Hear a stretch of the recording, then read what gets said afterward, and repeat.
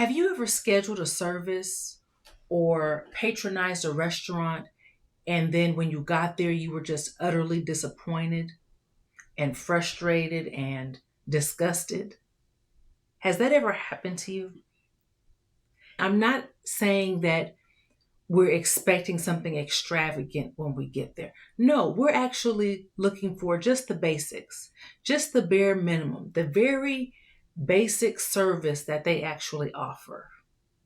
And they fail to meet those expectations. Has that ever happened to you? Let me tell you, after church last Sunday, my husband and I decided to go to a restaurant. And we used to go there frequently. And then we just stopped going there. He asked me, do you want to go over here and eat? And the name's not significant, right? He said, and I said, okay, we can go there because I was indecisive. So yes. So we got there and the place was full. We sat at the bar table so that we didn't have to wait because we just wanted to eat and then just go home. So we sat at the bar and they had 4 TVs. One wasn't working. And one, the color was distorted. So it was supposed to be the Cowboys, but it looked like Green Bay. I can't remember which team it was. It might have been Kansas City. But anyway, just by looking at the TV, you couldn't tell what team it was because the colors were green, even though that team wasn't known to be green. Like their colors are not green at all. And so that should have told us. But at the same time, you give it grace because that could have just happened. That TV could have just went out. The other TV could have just went out. So you can't hold that much weight against that one experience. So my husband and I were sitting down, we're talking, and then we realized we hadn't even gotten our salads yet, let alone the rest of the food. And so I had asked the lady, and she says, oh, let me go check on that for you. And I was like, okay, thank you. So we kept talking and talking. She never came back. And then when she finally did, she said, we don't have any clean bowls. I told my manager, he's back there now. I'm like, okay. And I'm looking at my husband like, that's not a good sign at all for a restaurant to not have any clean bowls. Any. We sat there for a little bit and I just kept telling him like, nah, I'm ready to go. As soon as we got up to leave, here she comes and she has our salads. She has them on a tray and she's chewing. She's actually eating one of the croutons off of the salad. So she gets there and she gives us the salad. And I'm not sure if she took the croutons off my salad or his or if it was laying around. I don't know. Either way, it's unsanitary. She brings the salads over and the bowls are so small that if you go to stir up the dressing, everything falls out. Like it wasn't the normal salad bowl. And so she said, yeah, these are the only ones that they just cleaned these. I went back there and made them clean it.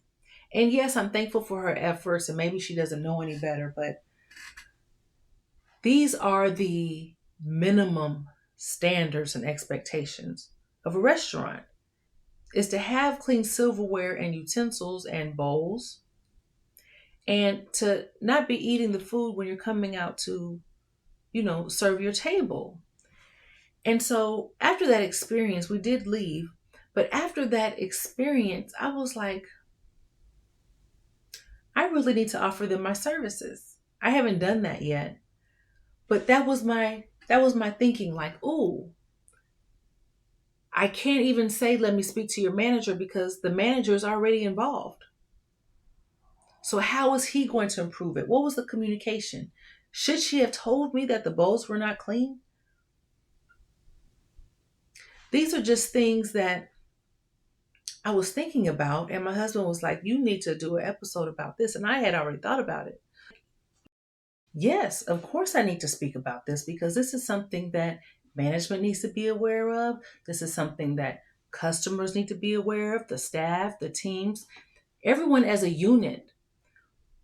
We are coming to patronize your business, and I'm not asking you to have all the TVs working.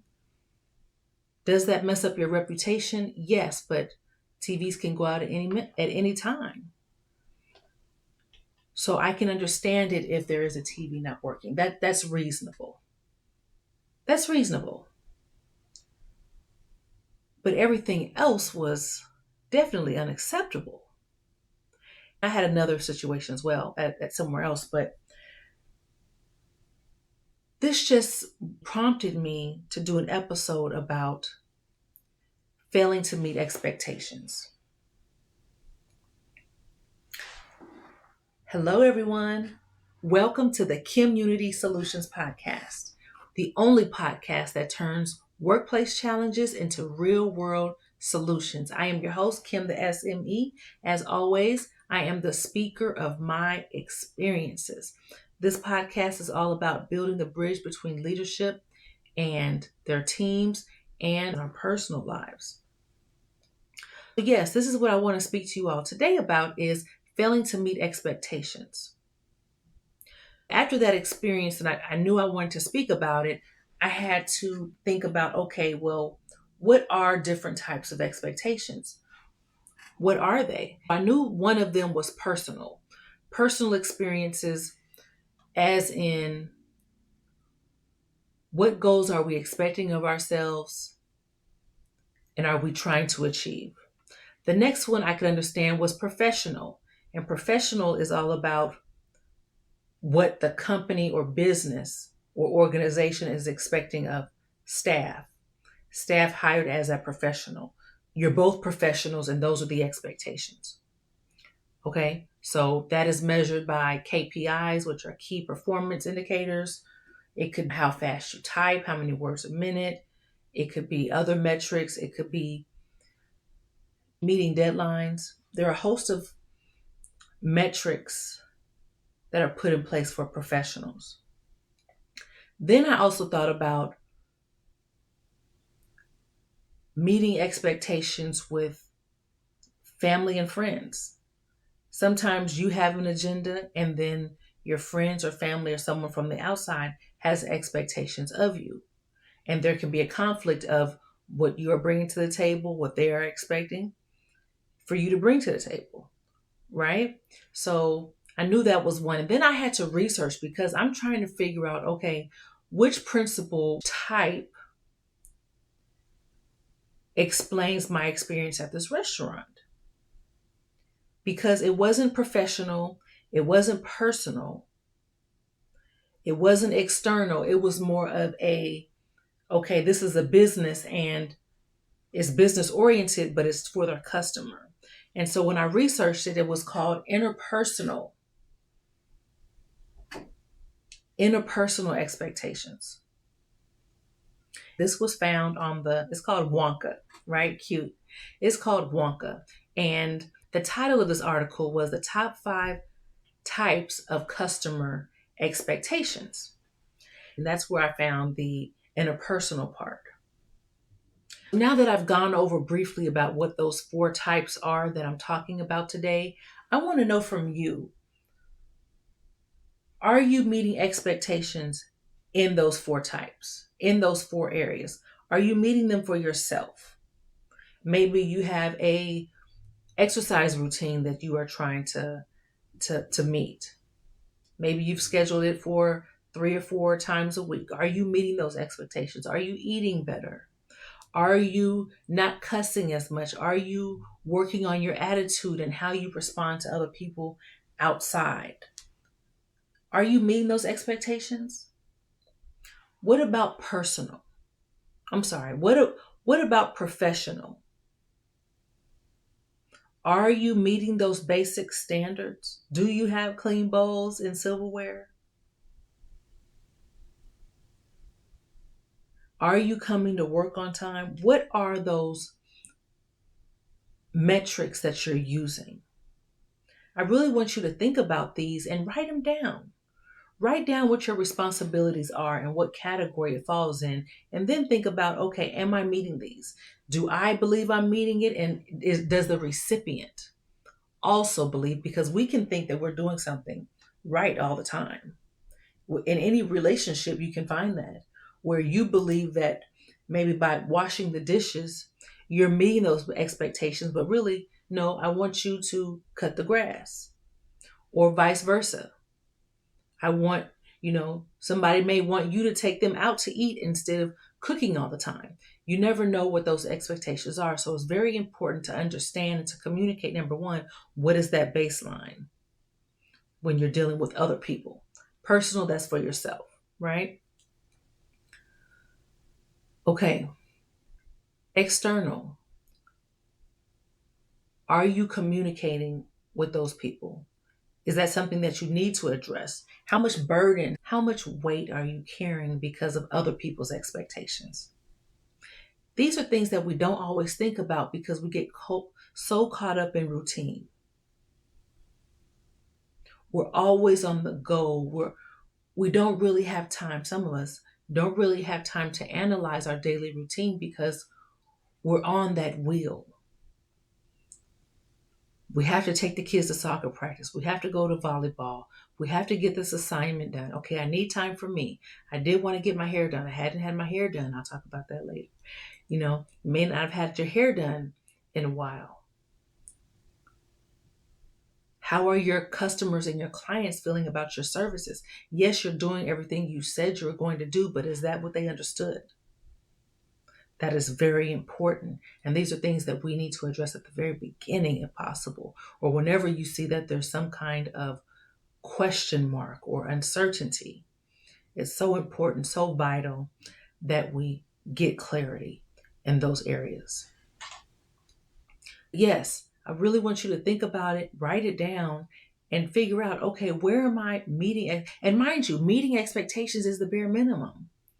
Where is it in any of those categories? Do you want to excel? Do you want to exceed? We can't. When you are doing the basics and only meeting expectations, it is very difficult to meet transformation because you don't know what you're capable of. Or if you do, you haven't used it in so long, or now you're not caught up with the new technology and the new systems and leveraging other resources. It's so important that we as individuals, we as family members, we as customers, us as business owners, make sure that we understand that the bare minimum is the bare minimum. Nobody really wants that. It's about going above and beyond to make the other person feel welcomed and valued. So really think about that.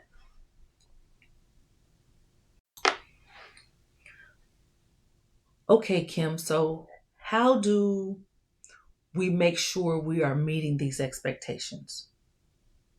Someone created it and I didn't research it, but it's called SMART goals. I'm not sure if you've heard it or not, but it's an acronym. SMART. The S stands for specific. So for every goal, for every expectation, is it specific? Are you being detailed enough to be able to accomplish it? These SMART goals are what it takes to actually reach that goal. Okay? The M stands for measured. What kind of metrics are you using? How are you measuring that you're going to make it in time? You're going to get to that level on target. How are you measuring that? The A stands for achievable. Are you being realistic? Are you just throwing out, I'm going to make $1 million in a week? Not saying that it's not possible, but knowing that you don't have any systems in place. Okay? You don't have all the products. Like, is it actually achievable? Again, these SMART goals are what it takes to make sure that you are setting yourself up to succeed, to meet those goals. R, is it relevant? Are you setting goals that has nothing to do with achieving them? You're saying, I'm trying to think of an example of being relevant. You're saying you want to sell 5 candy bars.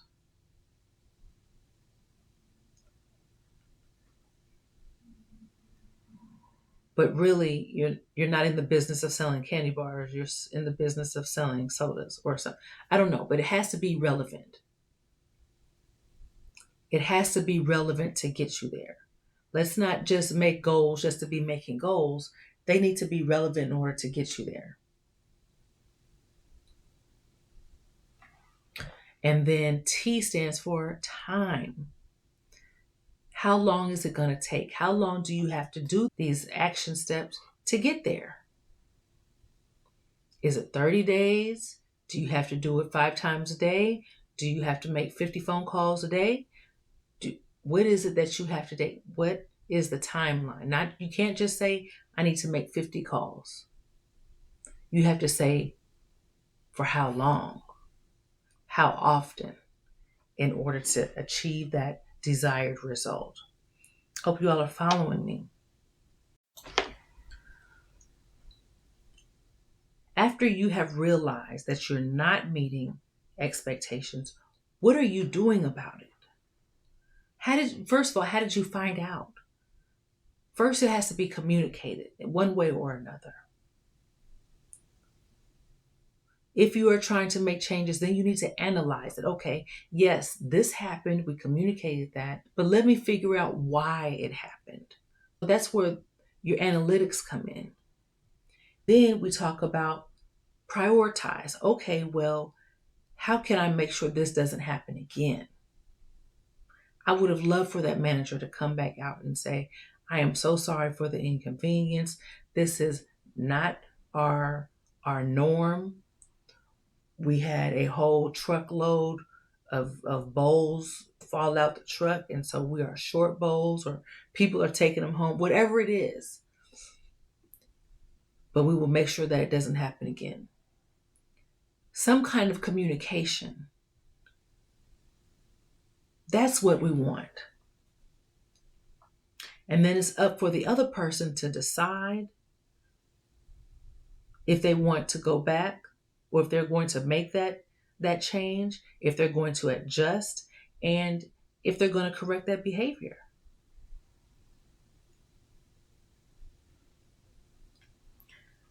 But like I said before, nobody wants mediocrity.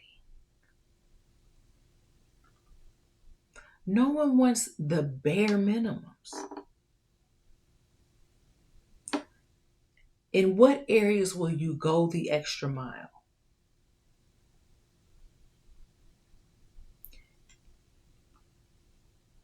Please understand that going the extra mile does not always mean working yourself harder. No, it means working yourself smarter. Working smarter. How can you do that? You can leverage tools. You can leverage resources. You can ask for help from someone else. It doesn't always have to mean that you are working harder. By empathizing, understanding, putting yourself in the customer's shoes. Okay, if this happened to me, I too would be upset. Right? Putting yourself in that person's shoes and seeing their perspective on the services that they've received. That is how you're able to identify it and correct it.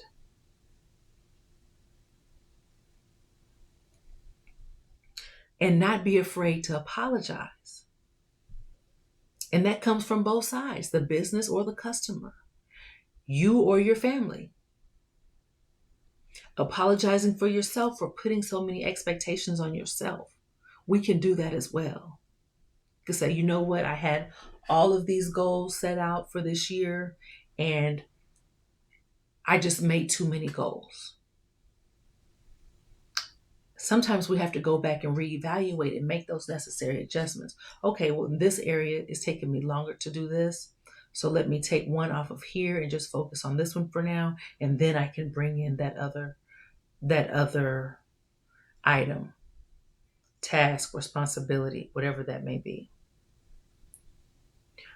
You have to go back and evaluate. But let me tell you what happened to me this week. I went online and I scheduled myself a hair appointment. And it's with somebody that I have, dealt with before. She does amazing work. Amazing work. My flat irons, It hangs long, it's beautiful, it flows, it lasts. She does amazing work, but there have been several occasions where she wasn't there at my appointment time, or she forgot, or she said one excuse was, oh, my friend came into town and I had to go pick her up. Well, I don't operate like that. The downfall about me is that I am very loyal. So I will try to work with you. I will try to give you the benefit of the doubt, as painful as it may be. But once I see it becoming a pattern, it's like, no. But I went back and I also had paid for several services in advance. And so this was going to be my last one. So I showed up for my appointment, and I was telling my husband to drop me off because he needed to go do something with the car. So I said, drop me off. I said, but just wait here. Let me just make sure she's here. So I walked up there and she was not there. And I was just like, here we go again. I am so glad I told him to wait for me. But at the same time, I'm so disgusted in the services, and she does great work. Why is it that you can't be reliable? Why is it that you can't hold an appointment?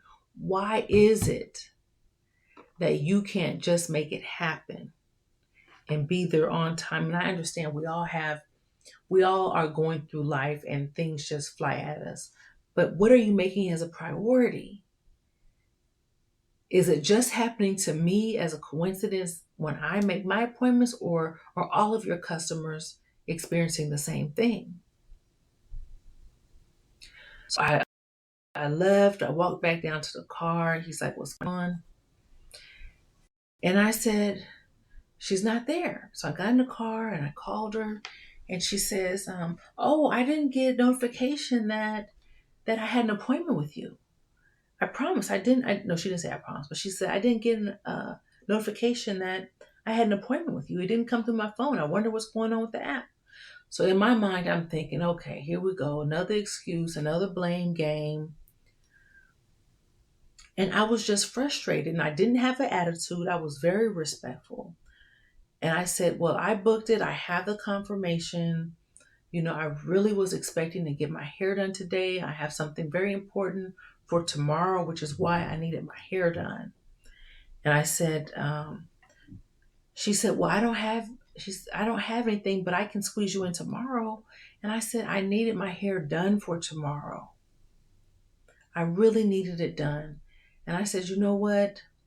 Just go ahead and just refund me my credit, because I have one last appointment with you since I booked it in, as in a group. I think I booked like 5 appointments at a time.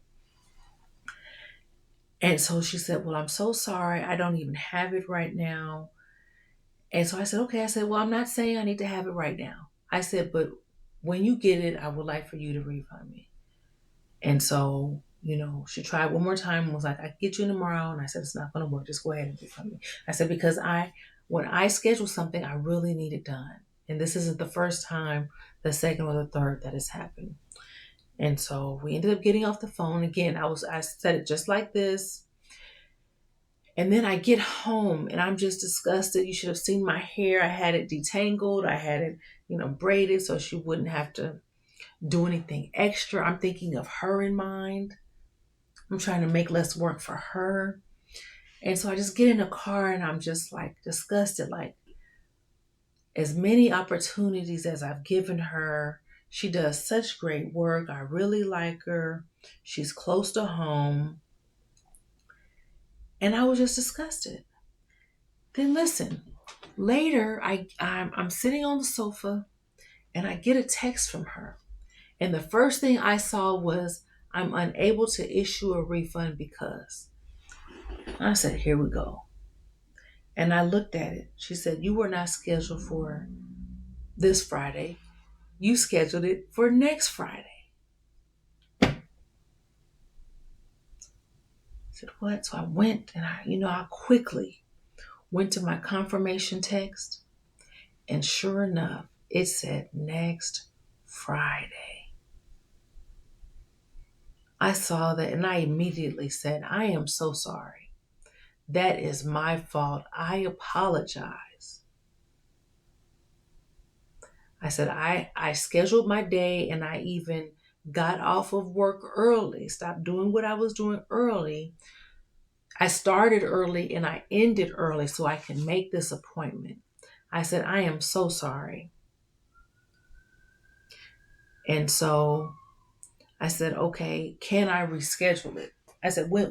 So how do we move forward? And she said that I could reschedule it. So I was like, okay. But see, when I say meeting expectations, that was my fault because something happened and I automatically thought it was her fault. But I was willing to listen. So there goes the communication because she was able to contact me back and say, I'm not going to be able to issue your refund because that day has not even came yet. You're a whole week early, so I can't refund you for an issue that was not my fault. And I totally understand that.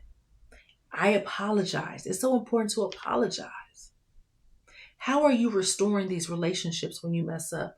How are you correcting the behaviors that allowed you to fall below meeting expectations? What are you doing to correct that? Not just apologize, but restore. So yes, I went ahead and confirmed my next appointment for another day in the future. But you also have to realize that even though it was my fault, I take full responsibility for this instance. When you do something over and over again, you begin to have a reputation.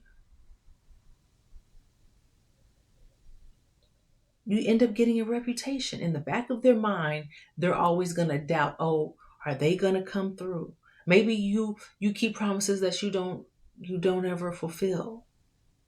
So people just say, oh, okay, but are not writing it down in the calendar because they know you're not going to follow through. And then when you do, you're mad because you were prepared and they weren't. No, you have a reputation of not showing up, not being accountable, not being on time. What are you doing to restore that? Are you apologizing? Me at that restaurant, I should have had a credit or something.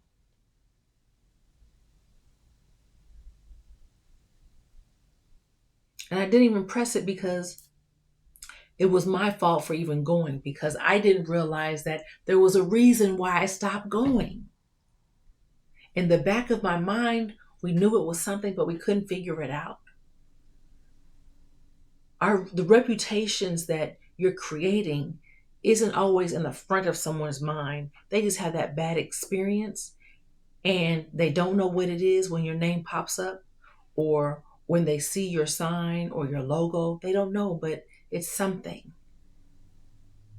And they scroll right by it. They drive right by it. They avoid the call. It's so important that we take serious our relationships, our customers, our customer satisfaction, our employee satisfaction, our leadership skills. I mean, we can go on, and ourselves. You know, when I was thinking about this, I also was thinking like, I wonder if you can be great at fulfilling your professional expectations, but fail on your personal. And then I was thinking and I said, absolutely right. That is very well possible. I know that that's happened to me before, unfortunately, where I have put someone else's expectations and goals in front of my own. I'm making sure that their business is taken care of instead of my own. Theirs is coming first. But no, that's something that I had to change. Okay, no, I need to take myself as priority. You need to take yourself priority because when you take care of yourself, you have more allotment. You have more to give out. You can't keep pouring out of an empty bucket. You have to make sure you're whole. So the question is not, where are you failing to meet expectations. The question is, what do they say you're failing to meet expectations in? What are other people saying? Because in your eyes, it's probably going to be positively unbiased anyway. But what are other people saying? Is there a common thread that this person said this about you? And then now you hear it coming from somebody else. And then now you hear it coming from somebody else. Is that true? They say you don't know how to communicate. You don't know how to communicate. Well, that's not what you said. There's always a common thread of that. Do you acknowledge it? Do you analyze it? Do you prioritize it if that is the case, if you are the culprit? Are you resolving it? Are you correcting it?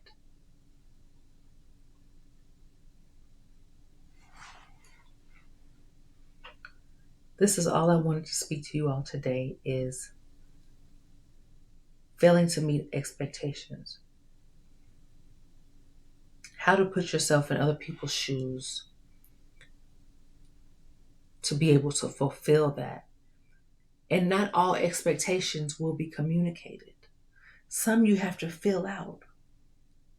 What would you want if you were in their shoes? Are you extending grace? Are you extending empathy? Are you listening to your gut? Because had I done all of that, I could have avoided several situations, or anyone else could have avoided several situations.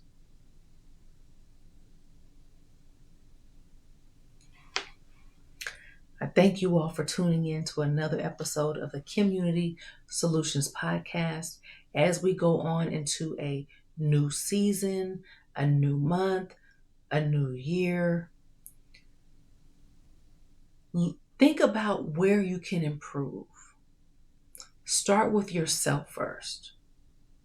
Not the external, not what other people say about you, but what is it inside of you that you want to do better in? Start with that, because once you get happy about what you're doing, then that will exude and be felt by everyone else. So that groundwork may already automatically improve other standards in your life. I hope you all have enjoyed this episode. It's something that I just had to come on and talk about today, okay? I want to know, what experiences have you had? Where have you went? Who have you spoken to? What have you experienced that fell far below your expectations?